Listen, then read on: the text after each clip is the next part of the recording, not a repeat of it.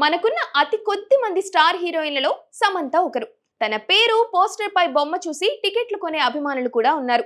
సోలోగాను cinema లాగించేయగల stamina కూడా ఉంది. Star హీరోల పక్కన నటించగలదు, లేడీ ఓరియంట్ సినిమాలు కూడా చేయగలదు. తనకు భాషతోనూ పెద్దగా ఇబ్బంది లేదు. అలాంటి సమంత కొన్నాళ్లుగా డౌన్ ఫాల్ లో ఉంది. వ్యక్తిగత జీవితం, వృత్తిగతం రెండు ఆశించిన ఫలితాలు ఇవ్వలేదు. కానీ తన వంతు పోరాటం తాను చేస్తూనే ఉంది.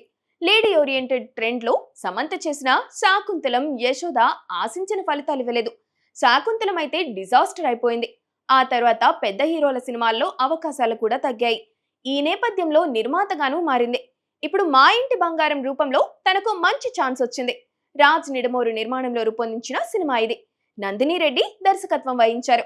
మే 15న ఈ సినిమా రాబోతుంది. దర్శకురాలుగా నందిని రెడ్డికి కూడా ఈ సినిమా చాలా కీలకం. ఎందుకంటే తనకు ఈ మధ్య ఫ్లాప్ పడింది. దాని నుంచి బయటపడాలంటే తన మార్పు చూపించాలి. సమ్మర్లో ప్రేక్షకుల్ని థియేటర్ల వరకు రప్పించడం పెద్ద కష్టమేం కాదు. ఈ మధ్య ప్రమోషన్లు చేసిన సినిమాలే పెద్దగా ఇంపాక్ట్ చూపించడం లేదు. అలాగని సినిమాని గాలికి వదిలేలేరు. సంప్రదాయ పద్ధతుల్ని పక్కన పెట్టి ప్రేక్షకుల్ని థియేటర్లకు రప్పించే టెక్నిక్ పై దృష్టి పెట్టాల్సిన అవసరం ఉంది.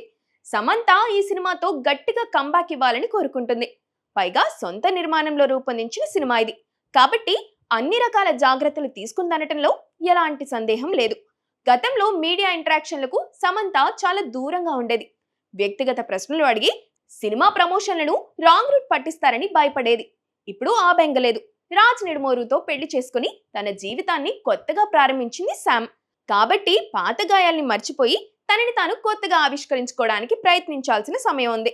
ఈసారి ఏ చిన్న తప్పు చేసినా అది సమంత కెరీర్ పై గట్టి ప్రభావం చూపిస్తుందనడంలో ఏ మాత్రం సందేహం లేదు. అందుకే సమంత ఇంకా జాగ్రత్తగా ఉండాలి.